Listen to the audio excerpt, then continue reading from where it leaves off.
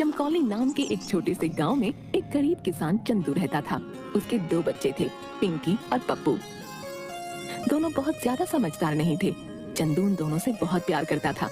पिंकी और पप्पू की सौतेली माँ थी मीना, जो पिंकी और पप्पू को बिल्कुल पसंद नहीं करती थी। वो हमेशा उन दोनों को किसी न किसी कारण सिर्फ परेशान ही किया करती थी। एक दिन सौतेली माँ मीना लड्डू बना रही थी। हाय हाय, कितनी अच्छी खुशबू आ रही है मेरे बनाए लड्डुओं से। हाय हाय, आज तो गट्टू बहुत खुश हो जाएगा। हाँ हाँ, क्या खुशबू है, वाह वाह वाह वाह। तभी मीना के पास पिंकी आती है। मीना माँ, एक लड्डू दो ना, बहुत भूख लगी है। ए लड़की, चल यहाँ से। ये लड्डू मैंने तेरे लिए नहीं बनाए, समझी, बल्कि अपने गट्टू के लिए बनाए हैं। अभी आता ही होगा, चल जा यहाँ से। माँ मैं जानती हूँ मीना माँ, ये आपने गट्टू भैया के लिए बनाए हैं, लेकिन बस एक लड्डू दे दो ना, मुझे बेसन के लड्डू बहुत पसंद है। हाँ हाँ, जो मेरे गट्टू को पसंद होता है वही तुम दोनों भाई बहनों को भी पसंद है। चल जा यहाँ से, बढ़िया ही लड्डू खाने वाली। ये बात सुनकर पिंकी उदास हो जाती है। तभी वहाँ गट्टू आता है और बड़ी रूखी आवाज में बोलता है, माँ, ओ माँ, कुछ खाने को तो जल्दी, भूख लगी है। अरे हाँ हाँ बेटा, क्यों नहीं, ये देख मैंने तेरी पसंद के बेसन के लड्डू बनाए हैं, अभी लाती हूँ। हाँ हाँ ठीक है, जल्दी लेकर आओ, मुझे बहुत भूख लगी है, जाओ।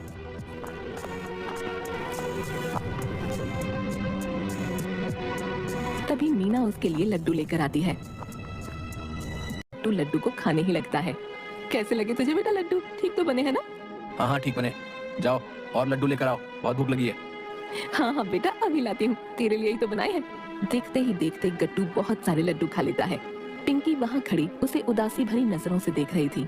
थोड़ी देर बाद गट्टू के ज्यादा लड्डू खाने की वजह से हाय, बहुत तेज पेट में दर्द हो रहा है। हाय हाय, मर गया मैं तो। अरे अरे, क्या हुआ मेरे लाल को? हाय हाय, मेरे बच्चे, पेट में दर्द कैसे हो गया भला? ये जरूर उस मनहूस पिंकी की वजह से हुआ होगा। जब लड्डू खा रहा था ना, कैसे घूर घूर के देख रही थी तुझे। मीना और जोर जोर से चिल्लाने लगती है, पिंकी, ओ पिंकी, इधर आ, कहाँ है तू, इधर आ। तभी पिंकी आती है। क्या हुआ मीना माँ? क्या हुआ कि बच्ची, लगा दी ना मेरे बच्चे को नजर, देख मेरे लाल के पेट में दर्द हो रहा है। तभी वहाँ पप्पू आ जाता है। क्या हुआ मीना माँ, क्यों डांट रही हो पिंकी को, क्या किया इसने? आय हाय, देख कैसे आ गया बहन का चमचा, जब देखो इसकी तरफदारी करने आ जाता है। क्यों रे पप्पू, बाबा को खाना देकर बड़ी जल्दी आ गया तू? खेत में भेजा था ना तुझे, उन्हें खाना देकर भी आया, खुद ही गटक गया। नहीं माँ, मैं बाबा को खाना देकर आया हूँ। रास्ते में रामू काका मिल गए थे तो उनके साथ उनकी बैलगाड़ी में बैठ गया था, इसलिए जल्दी आ गया। हाँ हाँ ठीक है, खूब जानती हूँ तेरे बहाने। तुम दोनों भाई बहन एक जैसे हो, न जाने वो कौन सा दिन होगा जब तुम दोनों से जान छूटेगी मेरी। चल गट्टू, तुझे वैद्य के पास लेकर चलूं, न जाने इन दोनों भाई बहनों की वजह से क्या क्या दिन देखना पड़ेगा। इसके बाद मीना गट्टू के साथ वहाँ से चली जाती है। भैया, मीना माँ कितनी बुरी है ना, हम दोनों को कितना कुछ कहती है, वो हमें बिल्कुल प्यार नहीं करती, सारा प्यार गट्टू भैया से करती है। अगर हमारी माँ जिंदा होती तो वो भी हमें ऐसे ही प्यार करती। मैं इनकी शिकायत बाबा से करूंगी। नहीं नहीं पिंकी, ऐसा नहीं बोलते, अब मीना माँ ही हमारी माँ है, उन्हें थोड़ा गुस्सा ज्यादा आता है ना, बस इसलिए ऐसा बोलती है। तुम बाबा से कुछ मत कहना, वरना वो दुखी हो जाएंगे। ठीक है भैया, आप कहते हैं तो नहीं कहूंगी। अगले दिन चंदू अपने घर आता है, उसके सिर पर चोट लगी होती है। मर गया। आए। तभी पिंकी अपने कमरे में से आती है। क्या हुआ बाबा, ये सर पर चोट कैसे लग गई? मीना माँ जल्दी बाहर आओ, माँ, ओ माँ। तभी मीना वहाँ आती है। अरे क्या हुआ, क्यों चिल्ला रही है, कौन सी आफत आ गई? तभी चंदू को देखती है। हाय हाय, ये चोट कैसे लग गई जी? हाय हाय, सत्यानाश हो उसका जिसकी वजह से ये हुआ। अरे रे, कितना खून निकल रहा है, आखिर कैसे हुआ ये? खेत से लौटकर घर ही आ रहा था, गांव के नुक्कड़ पर कुछ बच्चे गिल्ली डंडा खेल रहे थे और अचानक से गिल्ली आकर मेरे सर में लग गई। इससे पहले मैं उन्हें देख पाता, वो वहां से भाग गए। हाय हाय, सत्यानाश हो नावारा और बिगड़ैल बच्चों का। हाय, कितनी चोट लग गई आपको। तभी वहाँ गट्टू आता है। अरे बाबा, क्या आप ही देख कर नहीं चल सकते, लग गई ना गिल्ली सिर पर। अच्छा अच्छा, तो आप समझा नालायक, तूने ही गिल्ली मारी है मुझे। अरे बाबा, मैंने तो गिल्ली आराम से ही उछाली थी, आप पता नहीं कहां से बीच में आ गए। अब इसमें मेरी गलती थोड़ी ना हुई। देखो देखो, इस नालायक को देखो मीना। अरे अरे, अब ठीक है, बच्चे हैं, हो गई गलती, आप तो मेरे लाल के पीछे ही पड़ गए। हाँ। तभी पिंकी अंदर से दवा लेकर आती है। आइए बाबा, मैं आपको ये दवा लगा देती हूँ, फिर आपका घाव जल्दी से ठीक हो जाएगा। हाँ मेरी बच्ची, जल्दी लगा दे। थोड़ी देर बाद, ओ माँ, मेरा आज पकौड़े खाने का मन है, जरा बना देना। और जरा जल्दी बनाना, भूख लगी है। हाँ हाँ क्यों नहीं मेरे बच्चे, अभी बना कर लाती हूँ। मेरे लाल की कुछ खाने की इच्छा हो और मैं ना बनाऊं, ऐसा थोड़ी हो सकता है। तो रुक, मैं अभी बना कर लाती हूँ। मीना पकौड़े बनाने लगती है। वो पकौड़े बना ही रही होती है कि तभी उसकी पड़ोसन चंपा आती है। अरे कहाँ हो मीना भाभी? उसके हाथ में एक खाली कटोरी होती है। चंपा मीना को पुकार रही थी। वो मीना के पास जाती है। अरे आओ चंपा भाभी, कैसे आना हुआ? अरे मीना भाभी क्या बताऊं, आज घर में चीनी खत्म हो गई और बिट्टू के पिताजी अभी आते ही होंगे। चाय बनानी है तो सोचा तुमसे ही आकर ले लूं। तुम तो पकौड़े बना रही हो ना, हाय हाय कितनी अच्छी खुशबू आ रही है। वाह वाह वाह, अब तो चीनी के साथ पकौड़े भी लेकर जाऊंगी। हाँ हाँ क्यों नहीं भाभी, लेकिन ये तो मैं बच्चों के लिए बना रही हूँ। हाँ अच्छा अच्छा, तो कोई नहीं, तुम मुझे बस चीनी ही दे दो ना। ये सब बातें पिंकी और पप्पू सुन रहे थे। तभी चंपा, अरे आओ बच्चों, वहाँ क्यों खड़े हो, इधर आओ ना। देखो तुम्हारी मीना माँ ने तुम्हारे लिए पकौड़े बनाए हैं। आओ खाओ खाओ, आकर खाओ। क्यों मीना भाभी, सही कहा ना?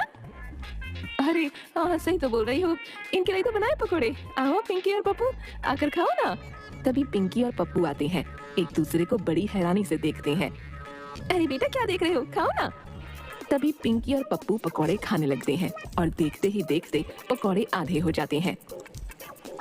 अरे अरे बस करो नालायकों, क्या सारे पकौड़े खा जाओगे? मेरे गट्टू के लिए तो छोड़ दो। हाय हाय, ये दोनों तो लगता है कुछ भी नहीं छोड़ेंगे। अच्छा मीना भाभी, बिट्टू के पापा मेरी राह देख रहे होंगे, मुझे चीनी दे दो ना। हाँ हाँ क्यों नहीं भाभी, अभी देती हूँ।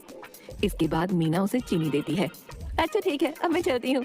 पिंकी और पप्पू अपनी भूख के कारण सारे पकौड़े खा जाते हैं। क्यों रे, तुम दोनों ने सारे पकौड़े खा लिए? उस चंपा के सामने तो मैंने तुम्हें कुछ नहीं कहा। वो तो यही सोच रही होगी ना कि जाने तुम दोनों कब के भूखे हो। बहुत चालाक बनते हो ना तुम दोनों। आज से 3 दिन तक तुम दोनों को खाना नहीं दूंगी, तभी अकल ठिकाने आएगी तुम्हारी। हाँ। अगली सुबह। सुनो भाग्यवान, मैं किसी काम से शहर जा रहा हूँ, तुम पिंकी और पप्पू का ख्याल रखना। हाय हाय हाय, आप क्या कहना चाहते हैं जी? क्या मैं पिंकी और पप्पू का ख्याल नहीं रखती? हाँ, सौतेली हूँ ना इसलिए। हाय हाय भगवान। अरे अरे चुप करो भाग्यवान, मेरे कहने का मतलब वो नहीं था। तुम ही ना बात का पहाड़ बना देती हो। अच्छा अब मैं चलता हूँ। इसके बाद चंदू वहाँ से चला जाता है। शाम के वक्त पिंकी मीना के पास आती है। मीना माँ खाना दो ना, मुझे और पप्पू भैया को बहुत भूख लगी है। नहीं, बिल्कुल खाना नहीं मिलेगा तुम दोनों को। एक दिन नहीं खाओगे तो मर नहीं जाओगे। चल जाए यहाँ से, मुझे बहुत नींद आ रही है, मैं सोने जा रही हूँ। थोड़ी देर बाद मीना अपने कमरे में खर्राटे मारकर सो रही थी कि तभी पिंकी और पप्पू चुपके से उसके पास आते हैं और उसे सोता देख वो दोनों रसोई में जाते हैं। अरे पिंकी देख, इस बर्तन में तो खीर रखी है, आजा दोनों यही खाते हैं। लेकिन भैया ये गट्टू भाई के लिए होगी, माँ को पता चल गया तो बहुत गुस्सा करेंगी। तू घबरा मत, अभी खीर खा, माँ से कैसे बचना है मुझे पता है। अच्छा भैया लाओ मुझे दो। दोनों पेट भरकर खीर खाते हैं। वाह रे बहना, आज तो मजा आ गया। लेकिन भैया अब तो पतीले में थोड़ी सी खीर बची है, माँ को पता चल जाएगा। अब देखती जाओ जरा। तभी पप्पू पानी के 2 गिलास खीर में मिला देता है और साथ में थोड़ा नमक डाल देता है। अगली सुबह। माँ माँ सुनती नहीं हो? माँ बहुत तेज भूख लगी है, रात वाली खीर ला कर दो। अरे उठ गया मेरा लाल, अभी गर्म करके लाती हूँ। मीना खीर गर्म करके गट्टू को देती है। ले खा ले, पेट भर के खा। गट्टू खीर का एक निवाला खाते ही, छी थू, ये कैसी बेकार खीर खिला दी मुझे। माँ किसने कहा आपको ये खीर गर्म करने को? सारी खीर खराब हो गई ना। मीना कुछ समझ नहीं पाई और चुपचाप वहाँ से चली गई। दरवाजे के बाहर से पिंकी और पप्पू हंसने लगे। चंपा मीना की पड़ोसन वापस मीना के घर आती है। अरे कहाँ हो मीना भाभी? अरे अरे आइए ना चंपा भाभी। अरे मीना भाभी, तुम्हारे लिए खुशखबरी लाई हूँ। तुम अक्सर कहती हो ना तुम्हें बहुत अच्छा नृत्य आता है, तो हमारे गांव में एक नृत्य प्रतियोगिता होने वाली है। इनाम में मोटी राशि मिलेगी। हाँ, मैंने उसमें तुम्हारा नाम लिखवाया है। गाँव की सभी औरतें उसमें हिस्सा ले रही है। हाँ। अरे अरे हे भगवान, ये क्या कर दिया इस पागल औरत ने? मुझे कहाँ नृत्य आता है? मैंने तो इसे ऐसे ही बोल दिया था। अब क्या करूंगी मैं? अगर मना करूंगी तो पूरे गांव में मुझ पर हंसेंगे, सब झूठा कहेंगे मुझे। हाय हाय हाय, अब मैं क्या करूं?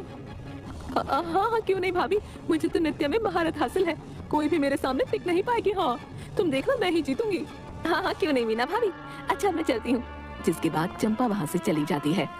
हे भगवान, कहाँ फंसा दिया मुझे। लेकिन अब मैंने इस चंपा को बोल दिया, अब तो करना ही पड़ेगा।